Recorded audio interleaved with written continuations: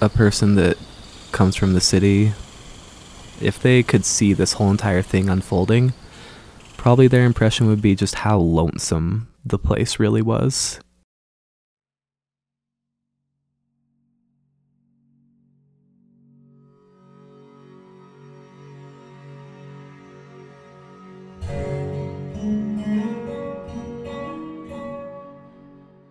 That makes you really feel more a part of what's going on around you. When the thing that you see more than anybody else, the being that you see more than anybody else is deer. Yeah, I guess you just kind of feel a little bit more in touch with all those guys and all the men and women deer out there.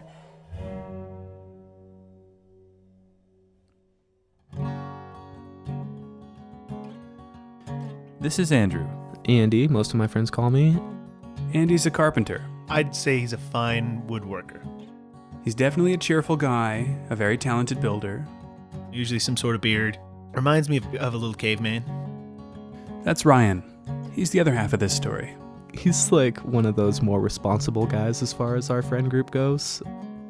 When you've got an issue that you really just do not know how to handle, he's a pretty good person to run it by. He's very opinionated on a lot of issues. You know, there are things that sometimes it's like, okay, Ryan, you could probably work on that as far as your adulthood, but And we have strong disagreements sometimes. I don't know. I guess I probably should be a little bit more murderous sometimes. He's got a very kind heart. Sometimes too kind. But maybe I'm not kind enough. Depends on which end of the scope you're looking out of.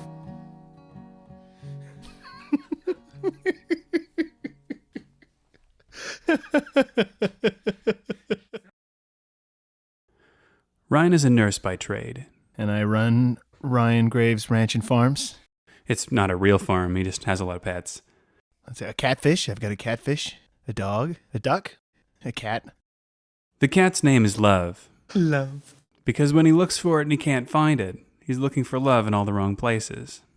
I haven't seen it in a while. Love might be blind too by now.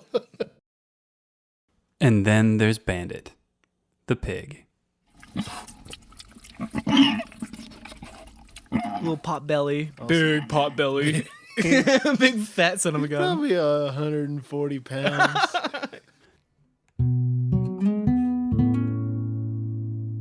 I try and keep my pets alive. That's kind of my goal with my pets, is to keep them alive. But I also have a hierarchy of how much I care about my pets. Duck, I like him a lot. He's funny, he's dumb, he's really cool to watch him waddle around. If I ran him over with a car, I'd feel bad, but I'd just get a new one. Pig is a little higher up that scale. You know, if I ran over Pig, he's a little bit of an a-hole, but I'd be kind of sad. I like having Pig around. He runs around, he cleans up any sandwich bits I drop on the ground.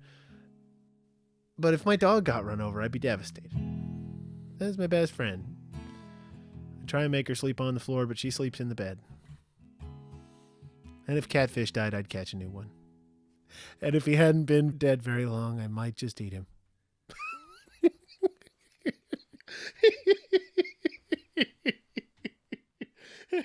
Yeah, we are on the top of the hierarchy because we have the most control over what happens. His hierarchy of life is a little different than my hierarchy of life. And not that one is right or one is wrong. Most people wouldn't stop to like see if that guy on the side of the road needs some help, but I would. Pretty much always. Like I enjoy like hopping out in the middle of traffic and helping some person push their car off to the side of the road. So that mentality goes towards any creature. I don't really value human lives to some great elevated level. In fact, I don't really value human lives any more than I value animal lives. My dog always shows me affection.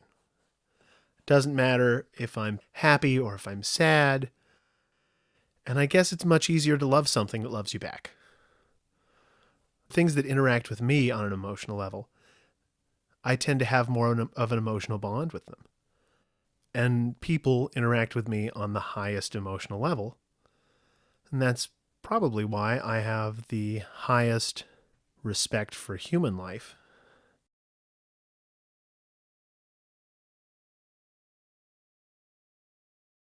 Just worked my first shift at Pullman Hospital. I was almost done with work, and I got a phone call from Andy. He's sounding pretty distressed. And he said that his dog had chased a deer into Chocolate Lake.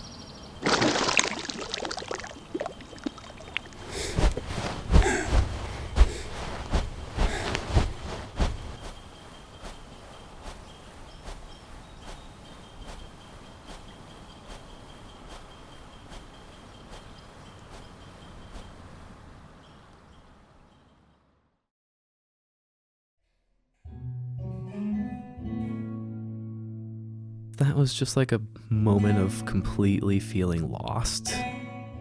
I felt almost in shock. Like, did that really just happen?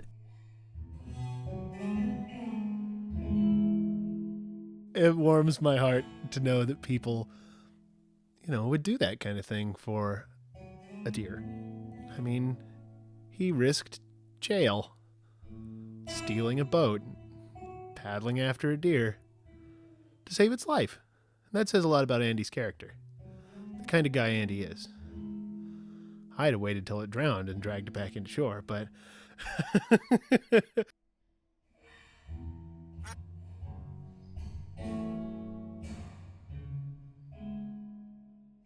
That's just what I enjoy. I like taking care of stuff. I like making sure that animals have comfortable lives, and I like making sure that my friends can have as good of a time as they possibly can.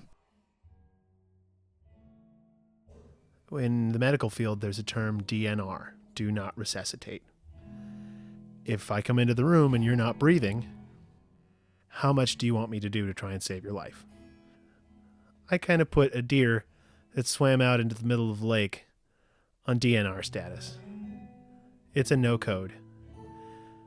I think Andy would have put in equal effort either way if it was a person or a deer. But that's just Andy. In a way, that's admirable.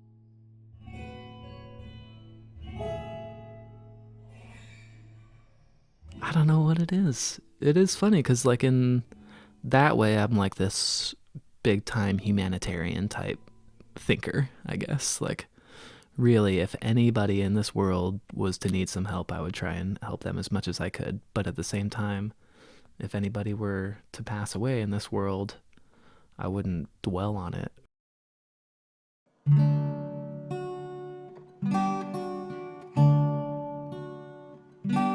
I feel bad for the deer. I feel empathy for the deer. I'm sorry you drowned.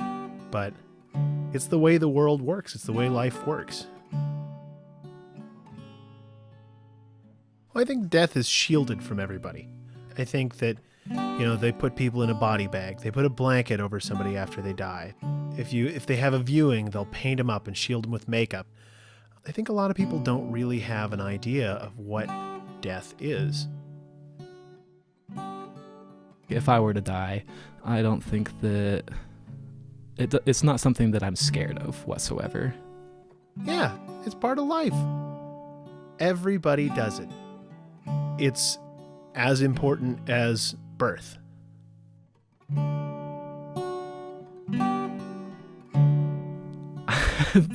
I just don't really see a ton of point to each of our own beings' lives.